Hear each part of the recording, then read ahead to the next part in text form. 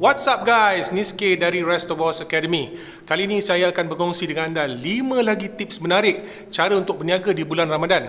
Tapi ini ialah video yang kedua ya guys. Kalau anda belum menonton video yang pertama part 1, anda boleh klik link di atas ni untuk menonton video tersebut dahulu. Okay guys, selamat mencuba tips-tips berikut. Jangan lupa tengok sampai habis dan tinggalkan komen anda di bawah.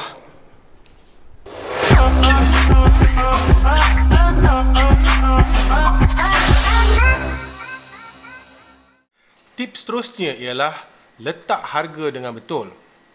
Guys, macam mana korang letak harga jualan produk korang tu? Bagaimana korang kira? Apakah formula yang korang gunakan? Kos bahan mentah dah kira dengan betul? Bagaimana dengan kos pekerja, pembantu, sewa tapak, banner, flyer dan sebagainya? Inilah satu-satunya topik popular usahawan sering tanya kepada saya dan saya boleh buat video berjam-jam mengenai topik ni kerana ceritanya panjang lebar. Tapi pada kali ini saya akan cuba ringkaskan dalam seminit dua ni. Untuk ilustrasi cara pengiraan harga, kita ambil roti john sebagai contoh. First, kita cuba kira berapakah kos bahan mentah untuk membuat roti john. Apa yang kita perlukan? So, kita perlukan roti yang panjang tu, kita perlukan daging cincang, kita perlukan telur, apa lagi? Kita perlukan sedikit sayur kobis, sedikit cili, dan mayonis. Kita buat roti john yang simple aje lah. Jadi setelah kita kira kos bahan mentah untuk roti john, mungkin kos akan jadi sekitar RM3. Ini adalah anggaran sahaja. Jadi berapakah kita nak jual? Adakah RM4, RM5, RM6? Jawapannya ialah kita tak tahu lagi sebab kita belum kira kos yang lain. Apakah kos yang lain ini? Salah satu kos yang besar ialah kos pekerja. Berapakah pekerja di gerai anda? Katakan anda berniaga dengan rakan anda dan korang bersetuju untuk mengambil upah RM50 sehari berniaga. So untuk dua orang kos pekerja ialah RM100 sehari. Berapakah roti john yang anda mampu buat dalam sehari? Mungkin kita boleh anggarkan dalam 100 keping supaya kita senang nak kira. Jadi, kos pekerja untuk satu roti john ialah RM1. Kos pekerja RM100 bahagi dengan 100 keping roti john yang anda dan rakan anda mampu buat dalam sehari. Jadi, kos untuk satu roti john ialah RM1. Jadi, sekarang kos roti john ialah RM4. RM3 bahan mentah dan RM1 kos pekerja. Ada satu lagi kos yang usahawan selalu tak kira ataupun lupa nak kira. Apakah kos tersebut? Ni, bekas makanan, straw, plastik.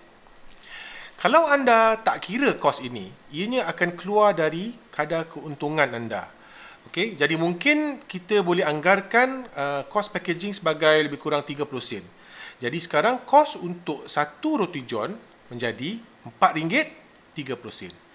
Sekarang kita boleh kira harga jualan. Di sini kita boleh guna pakai satu formula di mana kos bahan mentah dan kos pekerja atau lebih dikenali sebagai prime cost tidak boleh melebihi 60% dari harga jualan. Saya ulangi, kos bahan mentah campur dengan kos pekerja ataupun prime cost tidak boleh melebihi 60% dari harga jualan. Jadi macam mana kita nak kira? Jika kos produk RM4.30 ialah 60% dari harga jualan, bagaimana kita nak mendapatkan 100% harga jualan? Caranya begini, 1 bahagi 0.6 iaitu 60%, darab dengan kos produk RM4.30, kita akan mendapat 7.16666 ataupun 17 sen. Dari ini kita boleh bulatkan harga kepada RM7.50 atau nak lebih senang lagi RM8 supaya pelanggan senang nak membeli produk. Tak perlu nak adakan shilling dan sebagainya. Jadi dengan pengiraan harga yang betul, anda tak ada lagi masalah jualan banyak tapi keuntungan sedikit. Buat penat aja berniaga. Cuba kira kos anda sekarang. Adakah harga jualan anda betul? Tips ketujuh ialah pamerkan gambar dan harga dengan jelas di gerai anda atau di laman online jika anda berniaga dari rumah.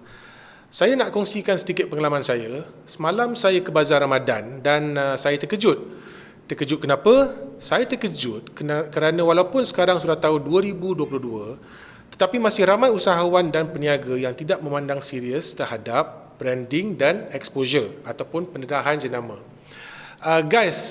Dalam abad ke-21 ini, kita sering dikelilingi oleh mesej pemasaran setiap masa. Kemana saja kita pergi, ada orang nak jual sesuatu. Jika kita jalan di luar, kita boleh nampak papan tanda, billboard, poster dan sebagainya. Jika kita buka phone, kita ada saja iklan yang akan lalu di Facebook dan IG kita. Betul tak? Sama juga jika kita masuk ke bazar Ramadan, ada beratus peniaga yang mahukan kita beli sesuatu dari mereka. Kiri kanan peniaga akan memanggil kita. Dalam kesibukan ini, pelanggan memerlukan sesuatu yang unik untuk menarik perhatian mereka. Di sinilah pentingnya untuk anda sebagai peniaga untuk memaparkan dan menonjolkan produk yang anda jual dengan terang dan jelas. Ambil gambar produk anda cantik-cantik, print besar-besar di atas banner dan pacak di atas gerai anda. Letakkan harga produk dengan jelas. Gunakan warna yang strong dan memanggil seperti merah, kuning, pink dan sebagainya supaya pelanggan dari jauh sudah nampak gerai anda. Bila dia datang dekat, sudah nampak gambar makanan yang besar, jelas dan menyelerakan. Jangan guna gambar makanan yang kurang jelas atau gambar makanan yang terlalu close up. Semasa saya di bazar, saya ada lalu gerai yang jual kuih tiaw goreng ni. Tetapi di banner beliau, dia gunakan gambar yang kurang jelas dan terlalu close up sehingga nampakkan toge sahaja. Kuih tiawnya tak nampak. Tentu sekali saya pun tak membeli dari gerai tersebut. Jika anda tidak tahu cara untuk mengambil gambar makanan dengan baik, anda boleh Google je ataupun cari tutorial video cara untuk mengambil gambar makanan di YouTube. Ada banyak di situ. Jangan lupa pelanggan anda tu sedang lapar dan anda hanya ada beberapa saat saja untuk menarik perhatian mereka sebelum mereka bergerak ke gerai seterusnya. Bagi anda yang meniaga secara online pun sama juga. Pelanggan akan scroll untuk mencari makanan dari beratus peniaga online dan anda hanya ada beberapa saat untuk menarik perhatian mereka dengan gambar yang cantik dan jelas. Jangan ambil remeh tips ni guys. Gunakan gambar-gambar yang cantik, jelas dan gunakan warna-warna yang cerah untuk menarik pelanggan anda ke gerai dan menaikkan jualan anda. Tips seterusnya mampu menjadikan anda sebagai seorang usahawan atau peniaga di tahap sini kepada seorang peniaga atau usahawan di tahap sini. Apakah tips tersebut? Tips ke-8 ialah gunakan kupon untuk menarik pelanggan anda. Guys, untuk menjadi seorang usahawan yang hebat dan berjaya, kita mesti tahu tentang kehendak pelanggan. Apa yang pelanggan mahukan? Kenapa kita nak kena tahu tentang kehendak mereka? Sebabnya ialah, jika kita boleh memenuhi kehendak pelanggan tersebut, mereka akan datang kembali untuk membeli berulang kali daripada anda. Dan inilah yang akan membezakan seorang usahawan yang hebat daripada seorang usahawan atau peniaga yang biasa-biasa. Untuk mengetahui lebih lanjut tentang kehendak pelanggan ini, kita kena masuk bab psikologi sedikit. Sudah terdapat banyak kajian yang dibuat oleh pakar psikologi mengenai kerenah pembeli ini, dan salah satu kajian menunjukkan bahawa sebab utama pengguna membuat keputusan untuk membeli sesuatu produk itu ialah apabila mereka berasakan yang mereka mendapat nilai atau value yang paling berbaloi dengan pembelian itu. Dalam erti kata lain, jika seseorang itu menilaikan sesuatu produk itu contohnya RM100, jika dia dapat membeli produk itu dengan harga RM75, dia akan merasakan bahawa pembelian itu sangat berbaloi. Jadi kita sebagai peniaga, apa yang kita perlu buat ialah untuk memberi nilai yang lebih kepada pelanggan kita. Ini boleh dilakukan dengan pelbagai cara, tapi salah satu cara yang saya suka ialah dengan menggunakan kupon. Strategi ini kita selalu guna pakai di restoran ataupun kafe, tapi ia boleh juga digunakan untuk perniagaan di gerai. Setiap kali pelanggan datang membeli sesuatu dari anda, berikan mereka kupon yang boleh digunakan untuk pembelian seterusnya. Tak payah bagi tahu, masuk je dalam plastik supaya mereka balik rumah, buka plastik, jumpa satu kupon. Promosi yang anda boleh buat untuk kupon ini ialah seperti beli satu percuma satu, beli satu diskaun 50% ke atas produk seterusnya, ataupun diskaun RM2 untuk pembelian 15 atau RM20 ke atas dan sebagainya. Apa-apa saja promosi yang anda rasa berbaloi. Anda boleh juga hadkan kupon kepada hanya 50 ataupun 100 pembeli pertama untuk hari tersebut. Pemberian kupon seperti ini, walaupun nampak simple, akan menaikkan nilai atau value produk anda, serta ia menggalakkan repeat customer yang akan datang membeli berulang kali di gerai anda. Tip ke-9 ialah elakkan makanan berlebihan, atau cuba sedaya upaya untuk mengelakkan makanan berlebihan. Saya tahu tips ini tak mudah untuk dilaksanakan kerana bagi perniagaan makanan gerai, lebih-lebih lagi jika kita menjual produk pramasak ataupun produk yang harus dimasak atau disediakan terlebih dahulu, seperti kuih muih, seperti air balang, seperti nasi biryani, bubur dan sebagainya. Ianya agak sukar untuk kita menjangkakan permintaan pelanggan. Mungkin hari ini kita jual 80 keping, esok kita jual 50 cawan, lusa kita jual 100 keping. Jadi untuk produk yang kita kena siapkan terlebih dahulu, agak susah untuk kita estimate berapa kita nak buat.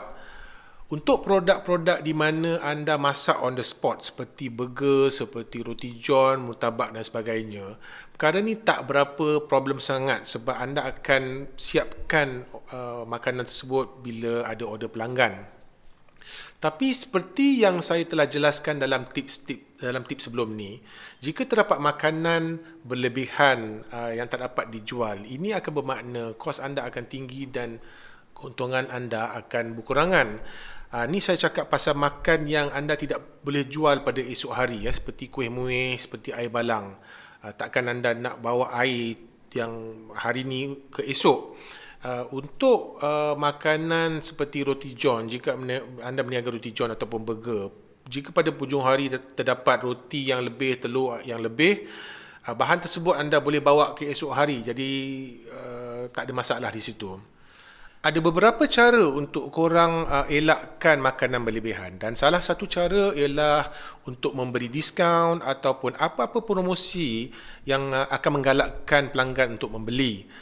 Contohnya beli satu percuma satu, diskaun 50%, ataupun apa-apa saja jenis promosi untuk menghabiskan makanan pada hari tersebut. Promosi ini akan berdasarkan keadaan. Contohnya jika pada hari tersebut waktu buka puasa ialah 7.30 dan anda tengok jam waktu sekarang dah pukul 7, tapi baki makanan atau produk anda masih ada lagi katalah 30, maka mulalah promosi tersebut, buy one free one ke, buy two free one ke dan sebagainya. Tapi jika waktu tu dah pukul 7 dan baki makanan anda ada 5 atau 10 sahaja dan anda confident anda boleh jual baki tersebut dalam masa setengah jam sebelum berbuka, maka tak perlulah jalankan apa-apa promosi. Yang penting cuba habiskan produk makanan tersebut pada hari yang sama. Kerana walaupun anda kena jual pada kadar 50% diskaun, jualan tersebut akan sekurang-kurangnya akan cover kos bahan mentah anda, dan ini bermakna bisnes anda tidak akan mengalami sebarang kerugian. Tips ke-10 ialah mesra dengan pelanggan. Guys, saya tahu meniaga ni memang penat. Saya sendiri pernah meniaga di Bazar Ramadan satu masa dahulu. Dengan cuaca yang tidak menentu, kadang-kadang panas, kadang-kadang hujan, dan dalam tengah-tengah puasa kita kena pekik tolong untuk panggil pelanggan. Memang memenatkan. Tapi pelanggan tidak akan tahu ataupun tidak akan peduli tentang penat lelah seorang peniaga. Diorang tak akan tahu kita kena bangun awal untuk menyediakan atau menyiapkan produk kita. Kadang-kadang bagi setengah peniaga, persiapan itu bermula seawal selepas sahur, kena pergi pasar, beli barang, balik potong sayur, basuh daging, potong daging, perap ayam, perap daging, masak nasi, kemudian gulung inti kari puff, inti popia dan sebagainya. Dan apabila sampai tapak, kita kena bakar ayam, goreng kari pap, goreng ikan, bakar sate dan sebagainya. Kerja-kerja ini memang memenatkan. Tapi dalam kepenatan ini, apabila kita menjual, kita masih lagi perlu senyum dan perlu beramah mesra dengan pelanggan. Kita tak boleh masam aja atau menunjukkan kepenatan kita. Ingat, dengan hanya senyuman, ianya boleh membezakan sama ada pelanggan itu membeli ataupun tidak daripada kita. Ia boleh membezakan sama ada pelanggan itu membeli satu produk ataupun 5 produk daripada kita. Dan ia juga boleh membezakan sama ada pelanggan itu akan datang kembali untuk membeli berulang kali dengan anda. Jangan lupa, bisnes kita tidak berhenti pada penghujung bulan Ramadan. Malah dalam bulan ini, ia memberi peluang untuk kita mendapatkan pelanggan-pelanggan yang baru yang mungkin sebelum ini tidak pernah membeli daripada kita. Dengan memberikan layanan yang terbaik, pelanggan ini insya-Allah akan melanggan dengan kita pada masa akan datang. Memberi senyuman dan beramah mesra dengan pelanggan tidak akan memberi anda apa-apa kos. Senyum tu free aja. Tapi ia mampu melonjakkan jualan dan bisnes anda 2 ke 3 kali ganda ataupun lebih, insya-Allah. Okey guys, begitulah tadi 10 tips cara berniaga di bulan Ramadan. Saya harap anda boleh gunakan tips-tips yang kita kongsikan ini. Dan jangan lupa, tips-tips ini bukan sahaja untuk digunakan di bulan Ramadan, malah kita boleh gunakan untuk berniaga pada bila-bila masa dan di mana sahaja. Semoga bermanfaat dan kita jumpa lagi di video akan datang. Jika anda suka dan minat kepada konten yang kami paparkan, jangan lupa klik link di bawah untuk like, komen, subscribe dan share video ini.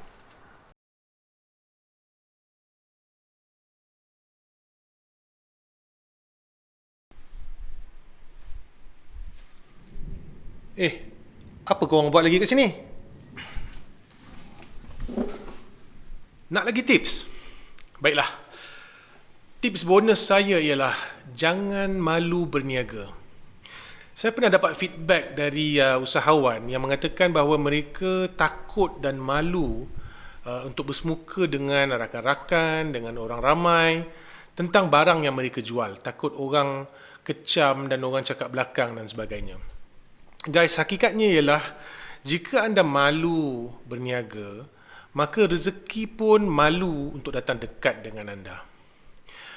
Anda harus ingat kepada tujuan utama anda berbisnes. Apakah big why anda? Adakah untuk kelangsungan hidup? Adakah untuk menyara keluarga anda? Supaya suami, isteri, anak-anak anda cukup makan, cukup minum, cukup pakaian? Ataupun untuk anak anda supaya mereka boleh ke sekolah untuk mendapatkan pelajaran, ataupun untuk mereka supaya mereka dapat tempat tinggal yang lebih selesa, ataupun anda berniaga untuk menjamin kehidupan yang lebih selesa untuk mak ayah anda, untuk adik-beradik anda supaya tiap-tiap bulan anda boleh kirim wang kepada mereka, ataupun anda berniaga untuk diri anda sendiri, supaya anda mempunyai wang simpanan untuk sambung belajar, untuk masuk college contohnya, ataupun anda sedang kumpul wang untuk perkahwinan anda, supaya anda boleh memberi majlis yang terindah untuk orang tersayang. Apa saja impian anda? Cuba tanya diri sendiri, adakah impian anda lebih besar ataupun pandangan orang lain lebih besar? Jangan biarkan pandangan orang untuk menjadi penghalang kepada impian anda. Yakin kepada diri anda sendiri. Dan ingat yang apa yang anda lakukan ialah untuk diri anda sendiri dan orang tersayang. Dan cuba ubah mindset anda guys. Di mana perniagaan anda ialah untuk membantu orang ramai. Untuk memberi kesenangan dan manfaat kepada orang ramai. Dan orang ramai memerlukan produk yang anda sediakan ataupun perkhidmatan yang anda sediakan. Dan jangan lupa juga guys, Nabi kita, Nabi Muhammad SAW juga adalah seorang peniaga. Jangan takut dan malu untuk berbisnes guys. Jika anda mempunyai sebarang kekurangan, anda boleh belajar, baca buku, ambil kursus, ataupun tonton ni video macam video saya ni di YouTube.